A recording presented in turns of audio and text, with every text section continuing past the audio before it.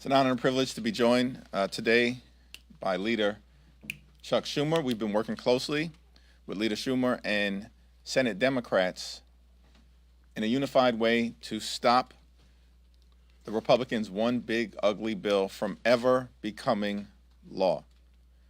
Later on today on the House floor, Republicans will have an opportunity to stop the GOP tax scam and address the concerns that have been raised by dozens of House Republicans with respect to the damage that the one big ugly bill will do to everyday Americans. The GOP tax scam represents the largest assault on health care in American history. More than 16 million Americans will lose access to health care in the United States of America as a result of the one big ugly bill. Hospitals will close, nursing homes will shut down, and people will die because they'll lose access to the medical care that they need. Tens of millions of additional Americans will pay higher premiums, co-pays, and deductibles. There are more than a dozen House Republicans who have indicated that they don't support cutting Medicaid for the people that they represent. Those House Republicans have a chance to stop this bill from even being sent over to the United States Senate by voting no on the rule today. Other House Republicans have indicated that they don't support the cuts to the clean energy tax credits that have generated jobs and economic opportunity in their communities. Yet somehow, mysteriously, they voted for the one big ugly bill a few weeks ago, but now these House Republicans have the ability to stop the GOP tax scam from being sent over to the United States Senate. It's strange to me that you have Republicans who voted for a bill that they apparently dislike and then publicly sent a letter to their Senate Republican colleagues to say, stop these provisions from ever becoming law. I mean, that's the height of irresponsibility. Vote yes, and then hope for the best.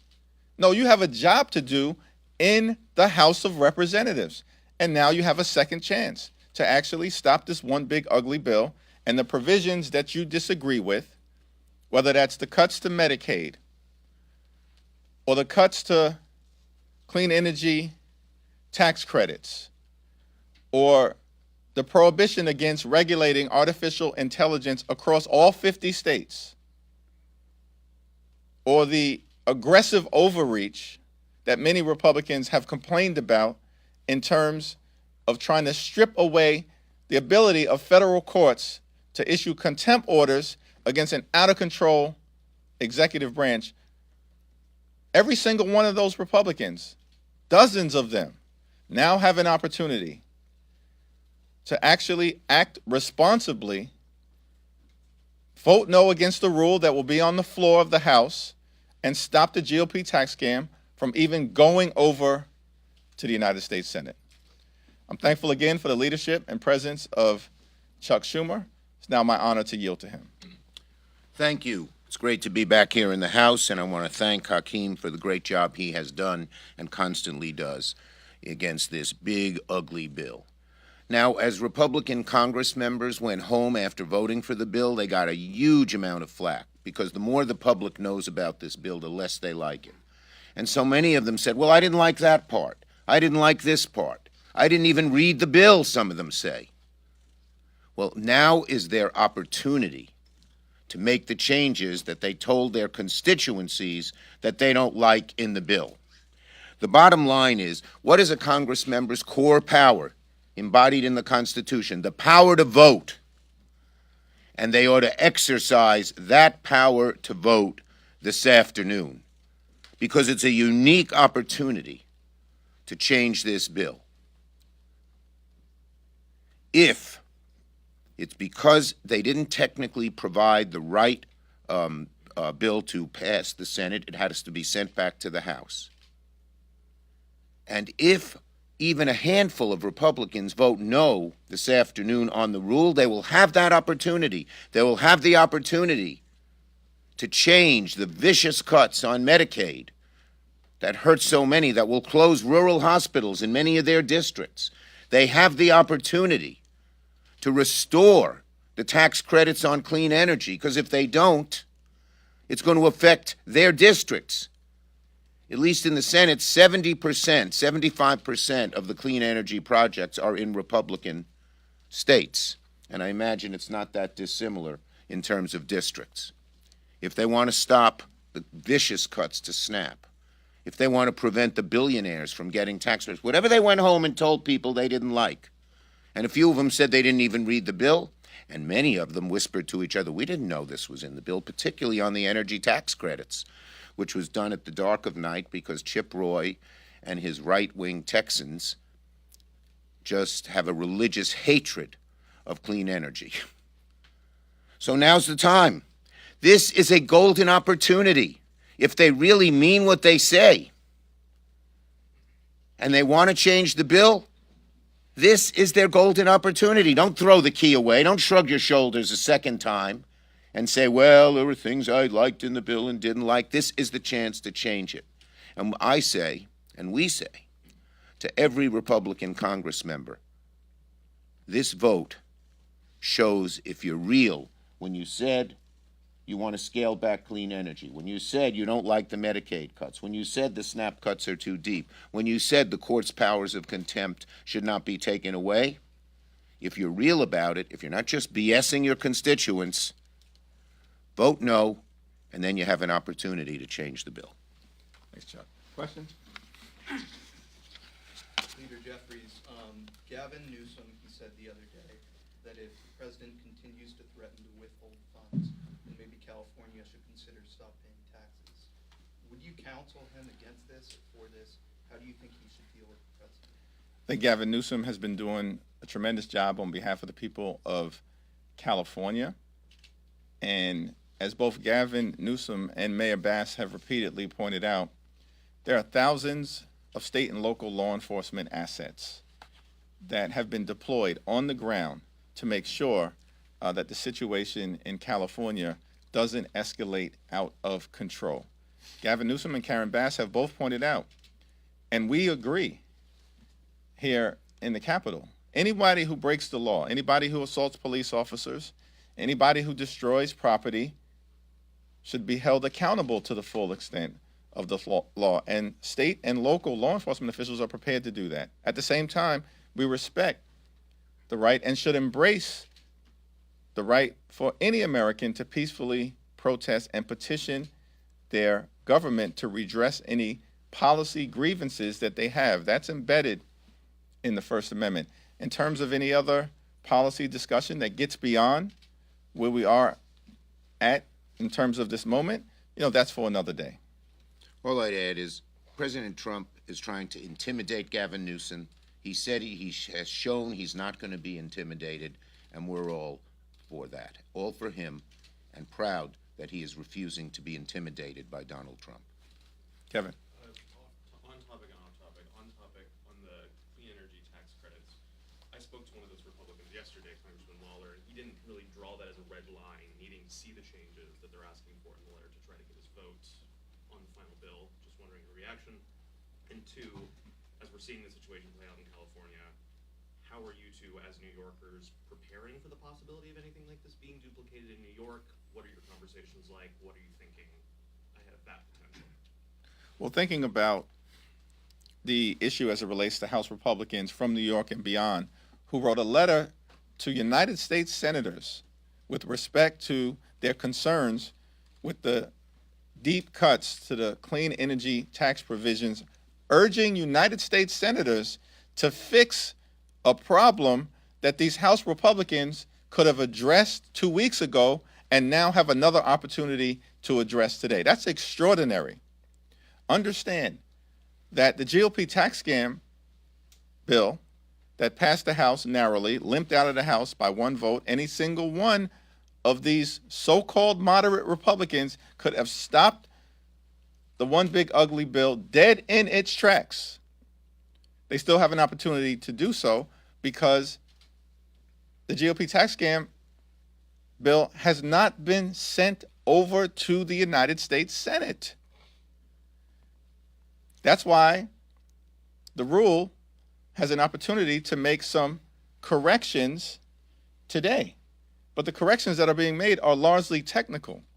The question that Leader Schumer and I are asking, the question that House and Senate Democrats are asking, is that we've seen all of this big, bold talk about concerns that Republicans have with the devastating cuts to Medicaid, the devastating cuts to nutritional assistance, the cuts to clean energy tax credits, the assault on the judiciary, the skyrocketing of the federal deficit by more than $3 trillion. We've heard all of this talk, but then they adopt a posture, Republicans adopt a posture, vote yes, and hope for the best. That's extraordinary. That's the height of irresponsibility. In terms, and I'll yield to Leader Schumer, in terms of the second question, I haven't had a conversation yet with the mayor of the city of New York or the governor. I look forward to that discussion. On the first question, Lawler has said he hates the Medicaid cuts. Voting no can open the opportunity to undo those Medicaid cuts, or at least lessen their severity. So this is an opportunity for Republican Congress members, not just on tax credits for clean energy, which they did write a letter on, but on any issue that they don't like. It's hypocrisy. It's hypocrisy to go home and say, I don't like these cuts, and then throw away this golden key. In the Senate, we, through the Byrd process, were able to show that the bill doesn't meet the actual requirements of the Budget Act. And the Republicans had to agree with us, so the bill had to go back. The Senate cannot move on a bill till the House passes a bill. But that gives the House Republicans, especially those who don't like any provision, especially the serious ones, like the health care cuts, and it's not just Medicaid, it's now even Medicare because of sequestration. And, of course, it's ACA. And even those who don't have government insurance will see their rates go up significantly. It's also on SNAP. I mean, we have many of our Republican colleagues saying these cuts are too deep. You want to feed hungry children. For us to take the food away from the mouths of hungry children and give it to tax breaks for billionaires is the height of just awful and corrupt politics. Oh, I'm sorry. Front row. Thank you, Chair. At this podium, the rule for HR 4 also would include the rescissions rule. At this podium, you said you believe that is going to be dead in the Senate. I want to ask both of you about that, if you still think that's the case, if you think that's the case, Mr. Leader, and also if you think any Democrats in the House might vote for the rescissions package whenever it comes up for a vote. I think there's going to be strong Democratic opposition here in the House. We're going to work hard to kill the legislation here in the House of Representatives. This rescissions bill, which is, doing Elon Musk's bidding in terms of devastating cuts to our ability as a country to protect our national security interests all across the world, and then at the same time assaulting, Bert, Ernie, Big Bird, Elmo, and all of the people connected to Sesame Street. That's extraordinary. I mean, who are these people? Cruelty is the point. And so we're going to make the strongest possible case over the next 2 days here in the House, and then I defer to Leader Schumer in terms of what might happen in the Senate. Well, in the Senate, as you know, they can pass a rescission with 51 votes. We are going to fight this every step of the way. Rescission really makes the budget process so much harder to go forward with. If after a budget is approved, 51 votes can rescind something or anything. We have heard there's some disquiet among some Republicans in the Senate, and we're about rescission. We're going to fight it every step of the way. It's a very bad thing to do, both on the substance and the policy. Second row. Thank you, Mr. Leader. Following up on the question about rescissions, there are some Republicans who may have concerns about the provisions in the reconciliation bill, but support clawing back some of these funds for whatever reason. What's your message to those Republicans who say they're going to vote for the rule because they support the rescissions package, even if they have concerns about those provisions in the reconciliation bill, because those two are tied together in the rule that's going to come before the floor today? Republicans made an intentional decision unnecessarily to tie this rule together. They could separately provide for a vote on the rescissions package in a different rule, or in fact, there's an argument to be made that because rescissions have a privileged status, that it can be brought to the floor. And Jim McGovern, of course, has made this point. Republicans, again, are just trying to hide behind their unwillingness to actually just confront doing the right thing for the people that they represent. That's the fundamental challenge that we have right now in the United States Congress. An unwillingness amongst Republicans to stand up to Donald Trump, stand up to J.D. Vance, stand up to Elon Musk. We are a separate and co-equal branch of government. We don't work for any of those people. We work for everyday Americans, and it's time for House Republicans to stop being nothing more than a reckless rubber stamp for Donald Trump's extreme agenda.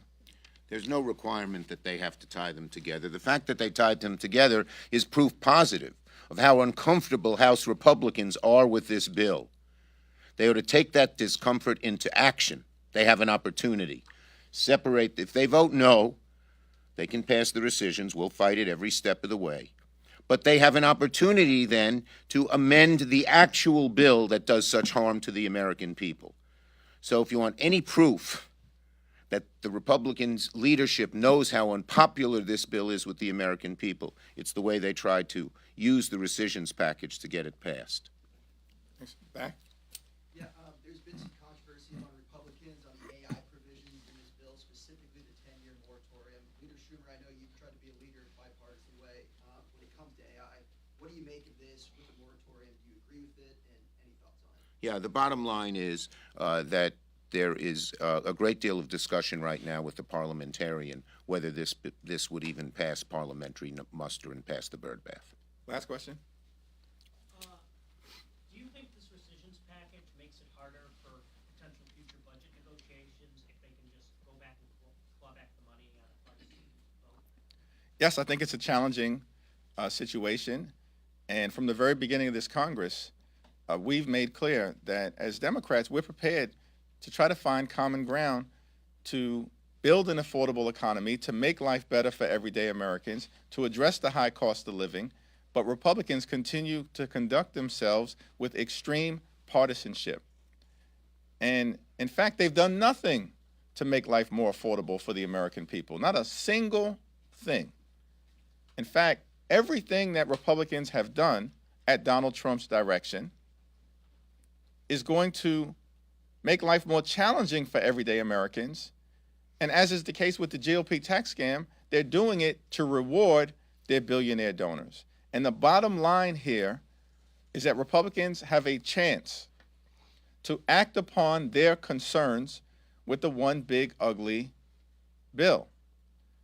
Virginia Foxx, who is the chairwoman of the Rules Committee, tough cookie, straight shooter, someone who, spent her early formative years in the boogie down Bronx, and it continues to show.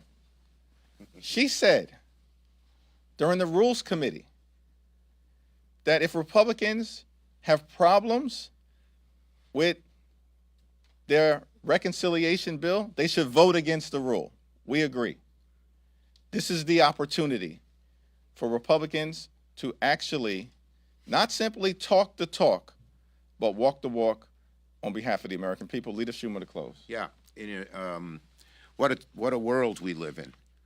A few days ago, we said as much as we despise Musk, we agreed that this bill is an abomination. Today, we agree with Virginia Foxx. It's a rare moment. Let me give you the exact quote of what she said. Any member who who has regrets about his or her vote on the first bill has the opportunity to vote no on the rule tomorrow. She's right. We tell these Republicans who don't like any part of the bill, listen to Virginia Fox just this once. Thank you. Score prediction for the baseball game tonight? It's gonna be close.